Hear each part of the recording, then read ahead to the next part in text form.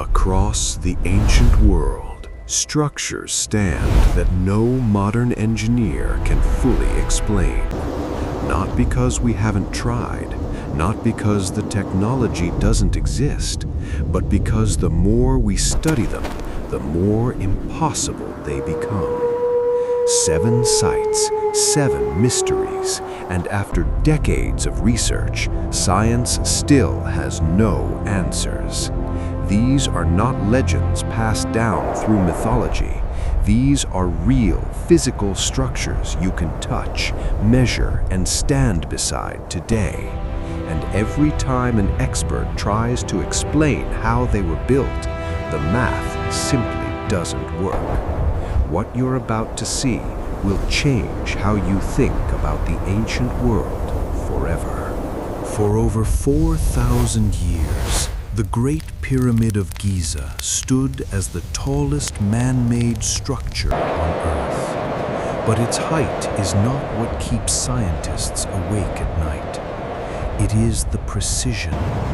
The pyramid is constructed from approximately 2.3 million stone blocks, each one weighing between 2 and 80 tons, quarried, transported, and placed with a margin of error of less than 2 centimeters across its entire 230-meter base. To put that in perspective, modern laser-guided construction equipment struggles to match that tolerance today. The 4 base sides of the pyramid align with true north, south, east, and west with an accuracy of 0.05 degrees. That is not an accident.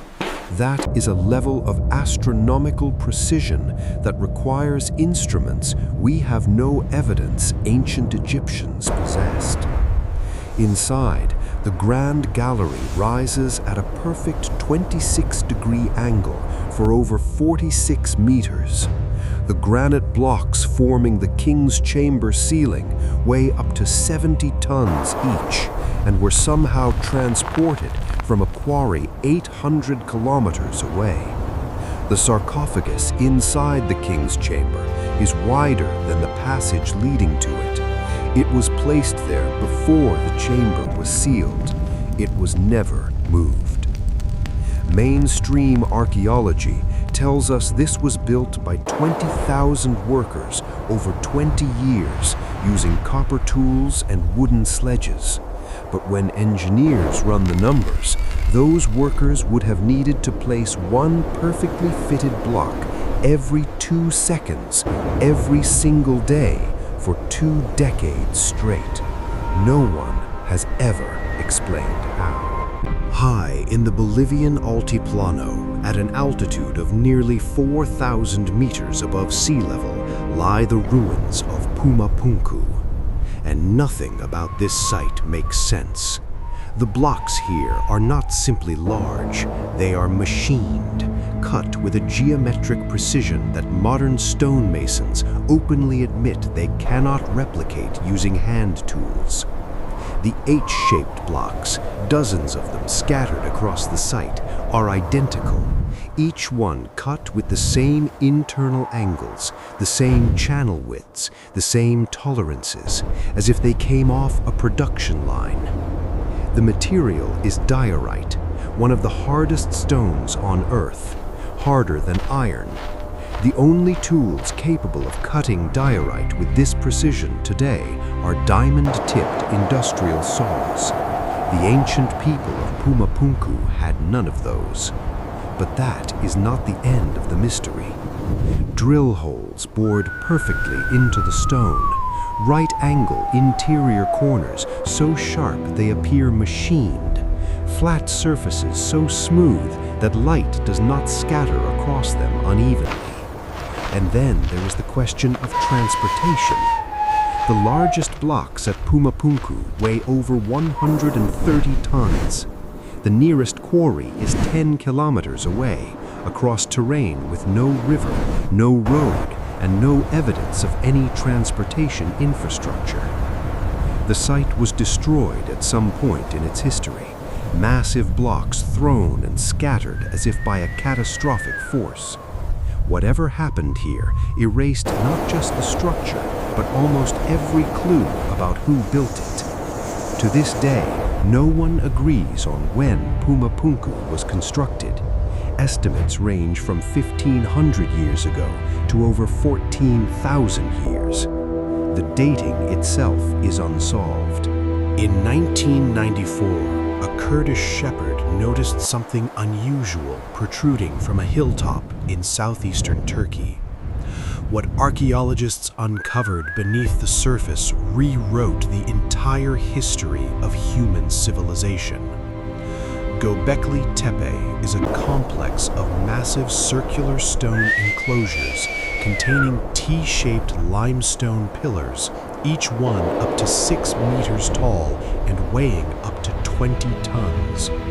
Carved with extraordinarily detailed animal reliefs, foxes, scorpions, vultures, lions, all rendered with artistic skill that should not exist at this point in human history. The site has been dated to approximately 9,600 BCE. That is 12,000 years ago. That is 7,000 years before the construction of Stonehenge, 6,000 years before the invention of the wheel, and, according to the archaeology textbooks that existed before this discovery, 6,000 years before human beings were capable of organized construction at all. The accepted theory of human development says that agriculture came first, that only after humans learned to farm did they develop the social organization needed to build monuments. Göbekli Tepe was built by hunter-gatherers, before farming, before pottery, before writing. Either everything we know about the development of human civilization is wrong, or there is an entire chapter of human history that has been lost. What makes this even more unsettling is what was done with the site when it was finished. Around 8,000 BCE, Göbekli Tepe was deliberately buried, intentionally filled in and covered over by the very people who built it, for reasons no one has ever explained.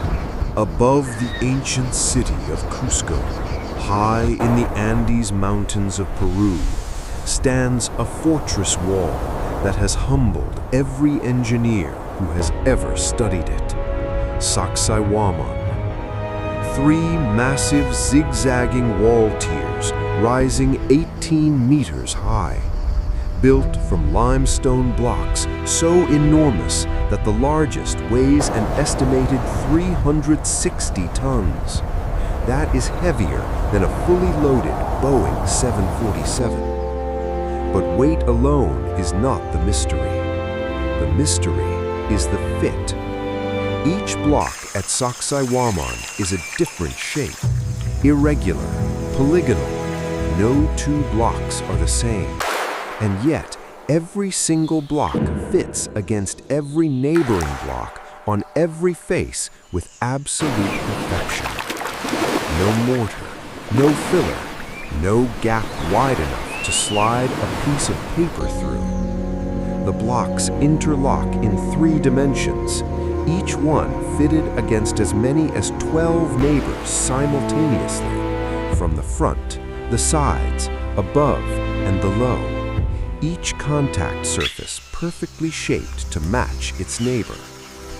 Modern stonemasons who have studied the walls in person consistently say the same thing. With today's technology, CNC machines, laser measurement, diamond cutting tools, they could not produce this result faster or more precisely than what they are looking at. The Inca had bronze tools, stone hammers, and rope. When the Spanish conquistadors arrived in the 16th century and asked the Inca how Sacsayhuamán was built, the Inca gave an answer that historians have never known how to record properly. They said it was built before them by a people whose name they did not know. In the Bekaa Valley of Lebanon stand the ruins of the Roman temple complex of Baalbek. The Romans built magnificent temples here, but beneath the Roman construction, far beneath it, lies something the Romans themselves could not explain: the platform upon which the Roman temples were built. The western retaining wall of this platform contains what is known as the Trilithon, 3 of the largest stone blocks ever used in construction in human history. Each one is approximately 21 meters long, 4 meters high, and 4 meters wide. Each one weighs an estimated 800 to 1,000 tons. They are placed 8 meters above the ground, in a perfectly level horizontal course with joints so precise that a credit card cannot be inserted between them. No crane that exists today can lift 1,000 tons. The largest heavy lift crane on Earth maxes out at around 20,000 tons total, but cannot lift a single piece anywhere near that weight to that height with that precision. And in the ancient quarry just 2 kilometers from the site, lying abandoned and still partially attached to the bedrock, is an even larger block, known as the Stone of the Pregnant Woman. It weighs approximately 1,242 tons. It was never moved. No one knows why it was abandoned. No one knows how the other blocks were moved. And no one knows who built the original platform, because it predates the Roman construction by an unknown amount of time. The Romans, who were among the greatest engineers in history, simply built on top of it, as if they too did not understand what they had found. In the middle of the Pacific Ocean, on the eastern shore of the island of Pohnpei in Micronesia, lies a city built entirely on water, Madol. 92 artificial islands, each one constructed from enormous basalt stone columns stacked in an alternating log cabin pattern, rising directly from the coral reef, connected by a network of canals, covering an area of over 18 square kilometers. The total weight of stone used in the construction of Madol is estimated at 750,000 metric tons. The basalt columns were quarried on the opposite side of the island. There is no land route between the quarry and the construction site. The columns had to be transported by sea across open ocean on rafts, each column weighing up to 50 tons. Local oral tradition says the stones were flown to the site through the air using black magic. Archaeologists obviously do not accept that explanation, but they have never produced a credible alternative. What they have found is that Madol was the seat of a dynasty called the Sacsayhuamán, rulers who governed the island for centuries from this impossible city on the sea. And then, around 1628 CE, the dynasty collapsed. The city was abandoned. The jungle and ocean began to reclaim it. Today, Madol is a UNESCO World Heritage Site. It is also, according to UNESCO's own assessment, a site in danger because no one knows how to preserve something that should never have been built in the first place. On the small Mediterranean island of Malta, in the middle of nowhere between Sicily and North Africa, stand the oldest freestanding stone structures on the face of the earth, the megalithic temples of Malta. Dated to between 3600 and 2500 BCE, making them older than the Great Pyramid, older than Stonehenge, older than almost every structure we know of.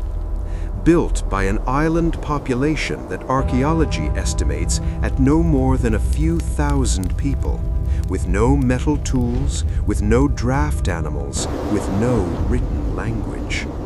And yet, the temples of Hajar Kim and Manaidra demonstrate a level of astronomical knowledge that staggers modern researchers. The entrance to the Manaidra temple is precisely aligned so that on the spring and autumn equinox, the rising sun casts a perfect shaft of light through the doorway and illuminates the central altar stone exactly. On the solstices, the same shaft of light hits specific calendar markers carved into the side walls. The alignment is not approximate, it is exact. It works today just as it did 5,600 years ago. The largest single stone at Hajar Kim weighs over 20 tons. Some of the threshold stones span over 6 meters, all quarried, transported, and placed by hand on a tiny Mediterranean island. And then, around 2500 BCE, the civilization that built these temples vanished completely.